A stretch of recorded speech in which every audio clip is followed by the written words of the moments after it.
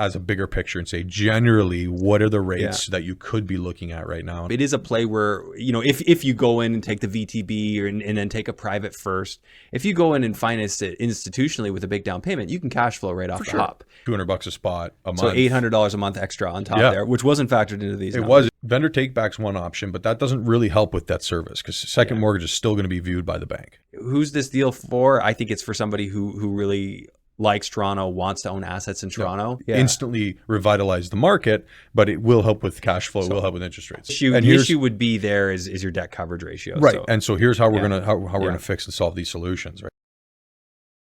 Welcome back to the REI Hot Seat. I've got Jacob Campanaro with me yet again. Jake, thanks for doing this. Thanks for having me on. You are a resident realtor here. So, but occasionally we're not able to connect on our timeline. I know. Well, lately I feel like we haven't. There's been like 2 or 3 episodes I haven't been on. It's a shame. And I miss you every time. So I'm glad to have you here. Anyways, let's dive into it. Okay, so let's dive into it. Today we're talking about a Toronto, what is it, an 8-plex? Sixplex. Okay. Yeah. And I mean, a lot of people are like, hey, how do you make it work in Ontario? Well, we're going to dive into that. Yeah. We're going to go through some numbers and look at, some ways that you can look at things. Obviously, there's still lots of people investing in Ontario and doing it bullishly. Yeah. So let's talk through I think, and we can look at the trends, Andrew, and I do, there's been a lot of conversation lately about interest rates coming down in later of 2024, right? Q3, Q4 of 2024. I'm not saying that doesn't stop a recession or instantly revitalize the market, but it will help with cash flow. It will help with interest rates. So I heard an interesting take on this yesterday, and it's relevant, so I'm gonna share it. I interviewed a guy from San Francisco, I think he was San Diego, and he's known as the data guy. So he was telling me that he believes rates are going to come back down because the general idea with a recession is you want to put the economy into recession, but then you want to create a soft landing. And the way they do that is once the recession starts, then you start decreasing the rates to soften the blow. Yeah. Because obviously it's like the straw that broke the camel's back when it finally clicks. And we are sort of trending towards recession now. We have 1 quarter of negative growth, very likely to have another follow it. That's the recession at that point. So I mean, that is a reason to think somewhat optimistically about cash flow probability in the future. Not saying it's a guarantee, but just one very intelligent guy's thoughts. I see it as good buying opportunity coming in the near future, including right now. I think there are great opportunities out there. And then coming out the back end of this thing, there is going to be cash flow opportunity on these purchases today. Sure. Right. Again, I'm not saying saying values are going to skyrocket as soon as interest rates come down, but I do think it will balance things out a little bit. We'll have probably another 12 months of tough times. And then let's call it by end of 25, I think we're back into the swing of things. And then, if we want to go that far out in predictions, I think we might even be now talking about housing crisis again. Well, I mean, the housing crisis is still there. Exactly. It's just not showing its ugly face because demand is artificially suppressed. Yeah. I don't think we're going back to 2020 rates where we're at basically Bank of Canada rates are basically zero almost. Yeah. But that was a reaction to lockdowns and trying to stimulate an economy that you shut down. It was so silly as a premise, but not to get into that too much. Anyways, that's a whole nother episode. That is. I mean, people can hear me rant anytime they want. I do it often on my Instagram. Okay, so I'm just running through some of these numbers here. I'll give you an overview just before you dive into the numbers. Yeah. You tell the overview while I do. So what we're looking at here is purpose-built Sixplex. Okay, so this is probably a 30s, 40s build, but it's a purpose-built Sixplex. The units are roughly about 850 square feet each, so they're massive units, right? You basically get half the building as a unit. Wow. And so they're all, there's 5 two bedrooms, 1 bath, 1 kitchen, 1 living with an outdoor terrace area, a little deck.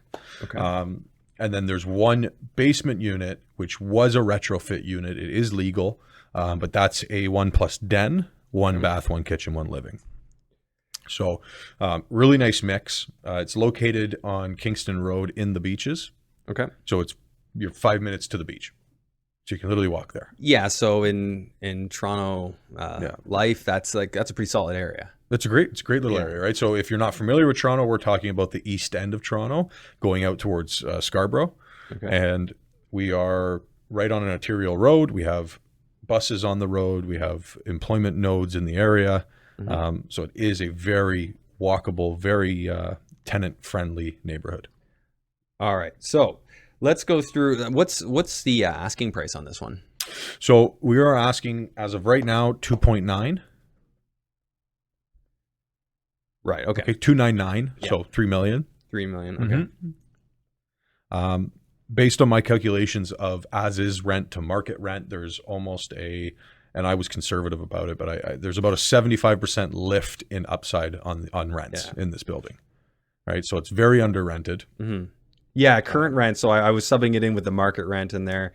Current rent about 11,700 on the building, and of course we've got the potential to increase that, turning units over. And there's very clear comparables in the area for rents upwards of 3,000, 3,250. Like there's two beds renting for 35 if you want to go condo grade. Right. But there's a point of diminishing returns there, right? So let's be realistic. I think I subbed in 3,200 because that would be a 2-bed, 1-bath with a nice renovation across, right? So new kitchen, new bathroom, floors are great, like they're like the original hardwood floors. They look great. I wouldn't touch those, but just a lot of character, right? Tall ceilings, a lot of crown molding and stuff like that. So interesting units. Yeah, they would be really beautiful. Sounds, especially given the time frame it was built in, like the building standards back then. If somebody was putting their money into something, were pretty good. Yeah. Of course, if they were, you also see stuff built around that time that was terrible because there was less regulation, of course. So, what do you think the play is here? Because I mean, whether you're at once you throw in an expensive mortgage, it kind of changes the way things look a little bit, right? Right. This one you'd still be restricted to a 25-year, or I guess you could still go CMHC. Yeah. CMHC all the way. Try and fetch a 40-year at, would you be in the 5s on a 40-year? Yep. Yeah, like a 5.5? No, even less. Okay. We just like, and here's the thing, right? Every time we shoot one of these episodes, Andrew, the bond rate's somewhere else. Yeah. So it's really hard for me to sit here and go, no, 4%. But I do know, a few weeks ago, we did a 4.5. And then bond rate shot up and I did a 5. And then they've, leveled out. And then it was a 4.75. So we have to just, you got to look at it, as a bigger picture and say, generally, what are the rates that you could be looking at right now? And I would say between 4.5% to 5% is a very safe range. That's where you're going to come in on these things. Yeah. Okay. So even if we just try it at 5% with the CMHC rate, I mean, if you can do it that way, it looks like there is a break-even cash flow-ish, even as is. Yeah. But that's only financing 60% of it. Yeah. The issue would be there is your debt coverage ratio. Right. So, and so here's how we're gonna we're gonna fix and solve these solutions. Right. So the owner's a good friend of mine, I should say. Owner occupied. So he actually lives in one of the units. So what we're planning, or what we can do, because I don't want to create a box that anybody has to buy in. If you want to come in cash, come buy cash, great. But what I would like to see and what we've structured is, so there's a VTB option here. So there's a vendor take back. The owner has about 500, 600,000 owing on the property. So there's quite a bit of equity in the property. He has his reasons for selling. He does need some capital out, but he doesn't need all the capital, right? So he's willing to give a VTB. We can do a short-term, very friendly VTB to help. Like a second position. Like to bridge you to CMHC. Yeah. Right? Which is now what, 2 years, is it? No, so that's only if there's construction. That's if there's construction funds. It's who the underwriter is that you get. Yeah. Again, if I'm sitting here giving a presentation to our viewers, I'm going to say expect 2 years. Yeah. Just to play it safe. Right. Yeah. If it works with a 2-year hold, then you're gonna make out okay. So hypothetically, we might look at like a second mortgage. So say you go with a first that's private or like semi-institutional private, where you're going to pay more. You're going to be 12% maybe. Yeah. It's possible to do better. Here's the other thing. So vendor take back's one option, but that doesn't really help with debt service because second mortgage is still going to be viewed by the bank. Yeah. Right. So what are our other options? Well, we can register the VTB on a different property. Right. So then you could still get a financing with a bank if you Yes. register it on a different property. And this is one of those, you got to have been in the industry for a while as like a mortgage broker to know this stuff. I learned this from Carmen, who I think, security is security. Yeah. That's the way I look at it, right? Yeah. So she would negotiate. I would watch her go in and negotiate that, hey, we can do the VTB. The bank's not going to allow it, but let's just register it on the other property that you own. And that's a way to get deals done. Because now it's like a second on a different property. Yeah. And you're good to go. So now there's no debt servicing issues. So that's one option we've looked at. Another option, Andrew, would be even a potential partnership, like a joint venture. Yeah. So the current owner stays in, keeps the equity in the property. Yeah. You can go in, renovate, do what you need to do, and then when you refi, you pay him out at that point. So rather than a VTB, it's equity rather than debt. And I've heard of this. I had a guy come on my show and talk about this. What was like a sales strategy? Hey, we'll go in, we'll improve the building and sell it, but the existing owner stays on title until that point. Yeah. Like, so we wouldn't do that. It would transfer title. Would be a cash transfer. Okay. But the amount that he has, rather than going as a VTB like debt, it would be equity in this scenario. So he'd stay in as a portion of the partnership, right? Something that we haven't even explored that road very much. Yeah. But options that I've looked at, and that's why I wanted to talk about this one, because it's a very creative deal where we can kind of talk. There's a lot on the table, and I think the theme is, and we're going to see it more and more in Ontario, is a lot of seller flexibility in terms of terms. Right. Like there's sellers that want to get their price are going to come in with, hey, we're going to do a VTB. We're going to give friendly rates on that because we want to get our price. We want to help make the deal work for you so we can get a deal done. Exactly. And I mean, I'm not going to sugarcoat this. Like based on by conventional standards, the as is doesn't look fantastic. Like it's because the rents haven't been increased, right? It's pretty negative cash flow off the hop. It is a play where, if you go in and take the VTB and then take a private first, if you go in and finance it institutionally with a big down payment, you can cash flow right off the hop. But not everybody's going to want to come in. And there are buyers like that in Toronto. Yes, there are. Right. So there are people that's a very realistic scenario. It is. I'm speaking today towards the people who say, hey, I see opportunity here. Yeah, I'm buying a beautiful sixplex in the beaches. The other interesting thing is, so we have some plans being made up where these floor plans of 850 square feet, they could easily be split into a bachelor and a one bed. So there's potential to subdivide the units. Oh yeah. So out back, each of them have balconies or like a wooden deck area. That was the fire escape originally. So now that's another point of egress access. And you can basically run a staircase off the back. Yeah. Now you're turning. You can't do it with the two lower levels, but now you can do 4 more and split those into one plus one dens or bachelor, plus a one bed. And it'd be hard, on the spot to run the numbers on what that would look like. We could get a general idea, but if you're able to say invest $50,000 a unit to split them into 2, and you do that 4 times, then now you're taking 4 units, turning it into 8 plus the other 2. Yeah. That's 10 units in a building. Run some numbers at that. Now you're starting to see those out of the box solutions where big cash flow is possible. Yeah, and we can give you 1 unit vacant on closing. Yeah, the one that he lives in. Right, so the owner occupied unit. Yeah. We can also, as a creative solution, give a rental guarantee. Right, so on closing, here's a check for $3,200 times 12. Interesting. Here's the rental guarantee. Now go through reno that unit, right? And so you've literally got your rent.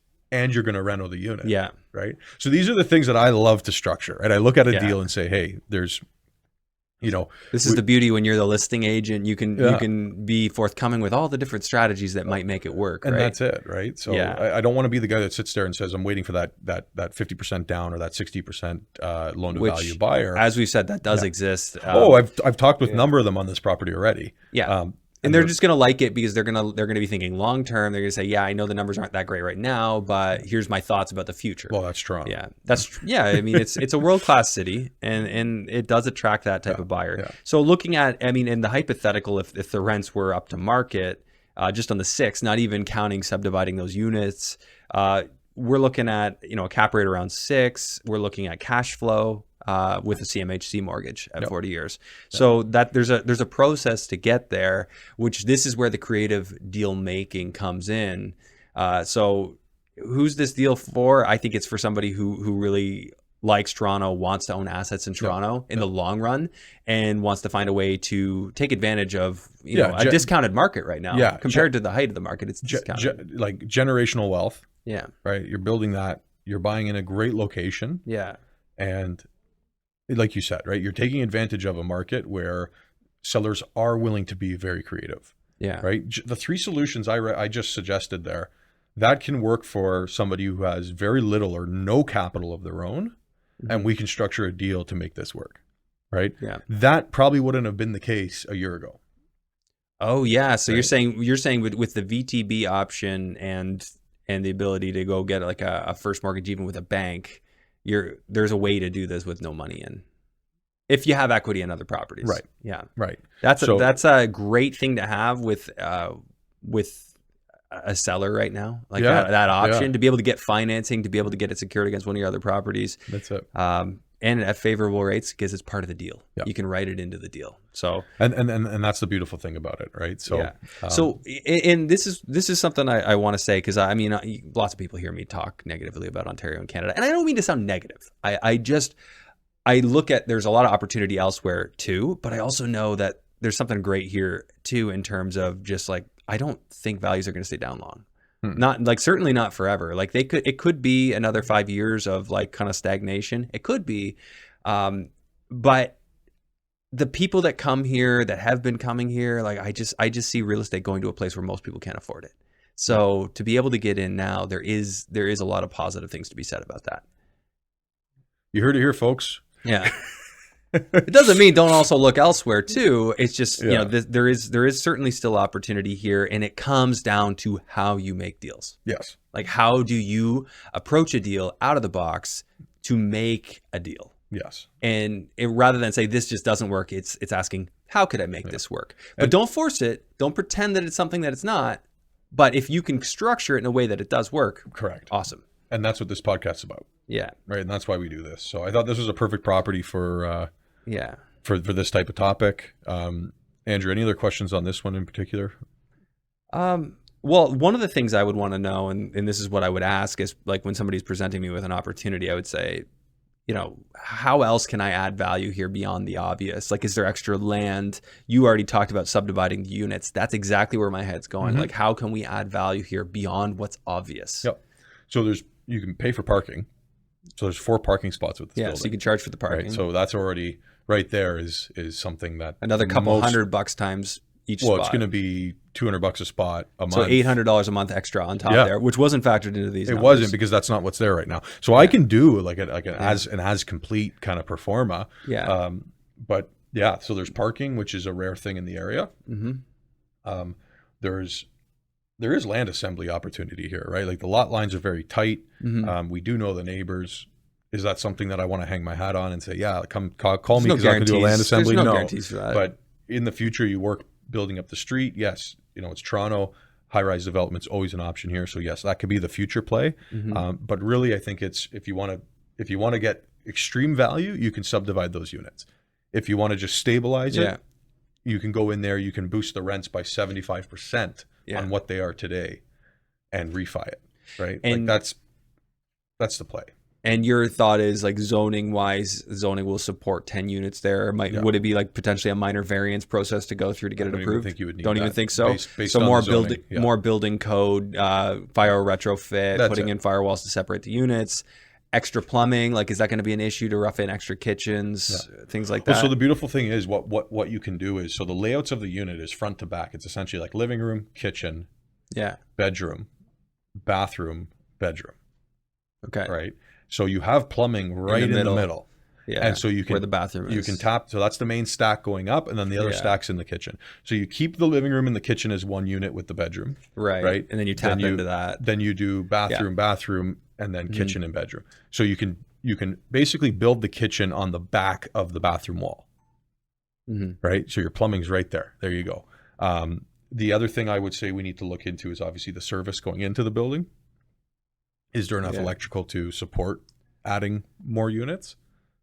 Right. Yeah. You're gonna have to separate the electrical. There is going to be some damage need to be done to just send new lines up to these units to separate the services. Like there is work to be done. Maybe 50 per unit isn't realistic. Maybe it's 100. Yeah, I was going to say it's a little late, but I was just throwing a number out there, having not looked at the building myself. But I think that this is the type of stuff to investigate. Yeah, especially when like, if I was working with you directly and I know you're working with the seller, now we could start having open conversations about how can we structure this to make it work. Yeah. Whereas the challenge sometimes when there's two realtors and one of them's not investment minded is they kind of stand in the way of the deal. Sometimes. Because mainly because of the knowledge gap. Yeah. But if they're investment minded, you can make it work that way too. Yeah. So anyways, what I wanted to say to our viewers, if you made it this far, of course, share this and help get it out there. But also, what topics do you want to hear us expand on? Like, is there certain stuff you'd want to hear us even do like a live webinar on, where we could have more Q&A and interactive? Put it in the comments if there's something, or reach out to us directly. I'll just throw that out there. I love the live, like even the Facebook Live where we can do Q&A. Yeah. I used to do those. Yeah. And love them. Like I love getting that real time question and answer. So much fun. So maybe we look at and something I'd be open to doing that. Like we'll pick a topic and we'll host a private event and people can come on, you can have a chance to interact with us and we'll go over stuff. Love it. So, all right. Thanks. We'll see you guys next week. Thanks, Andrew. Hey friends, I'm sure you've been noticing that cash flow is getting a bit tougher with these higher interest rates. This is why I've noticed a lot of investors shifting over to a more passive approach and also to optimize their overall returns. Tune into my passive real estate investing webinar that I'm hosting on November 8th, 2023 at 7 p.m., where I'll have special guests Carmen Campanero and Nick Wright talking about what private equity is, how you can invest in it, what private REITs are, and how you can even have your TFSAs and RSPs invested in real estate where it would otherwise not be possible. Space is limited to this webinar, so please take a moment now and register your attendance at www.andrew-hines.com/webinar, or go ahead and use the link in the show notes of this episode. I'll look forward to seeing you there.